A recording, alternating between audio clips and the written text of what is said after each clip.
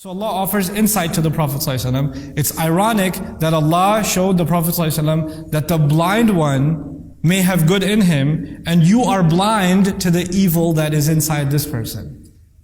It's pretty ironic. Now this istighna of a person, this is highlighting people who will never benefit. So let's first talk about the universal value of this attitude. Man istaghna.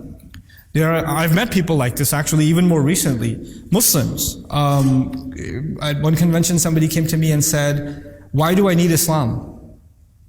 Tell me what does it bring me in my life? I have a job, I have a family, I have health, I'm happy, everything that I do I'm happy with. I go to sleep happy at night. I don't really see that I have a need for religion. I don't know why I need it. That, by definition, is istighna. I don't need it. I have everything already.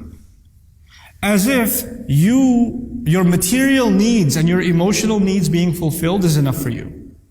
So let me try to answer that in maybe a contemporary way. I haven't talked about this previously in this way, but I feel it's important enough that I highlight this for you. Hopefully this will help you, inshallah, in some other aspects of your life too.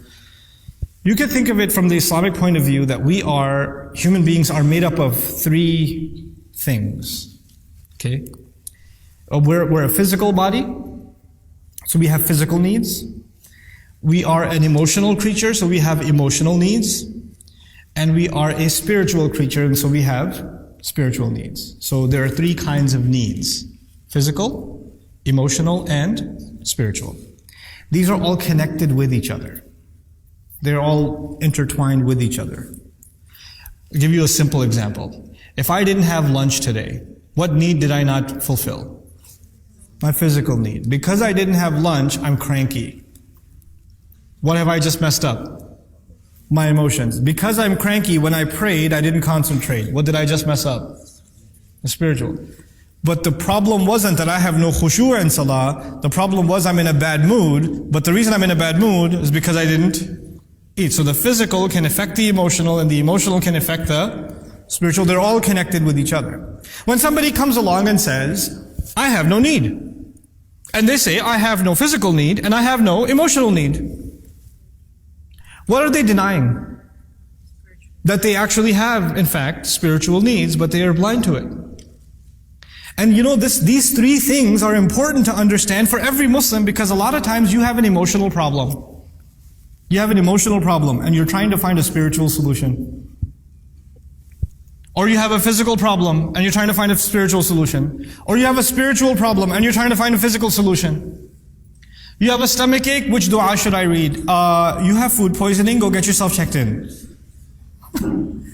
Then make dua too. The spiritual only works if you understand that Allah created laws and principles for all three of these.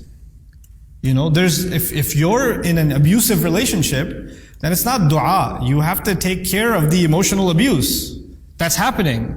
And on top of that, there's dua. And by the way, what is the role of the spiritual?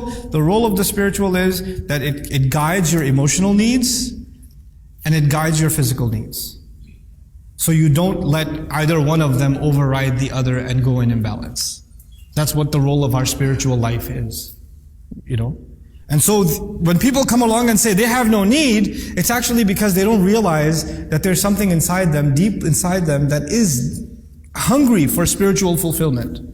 They've just reduced themselves to nothing more than an animal. Amma man istaghna. As for the one who feels like he doesn't need, al-ghina ay al-kifaya. I am already full. I don't need anything else.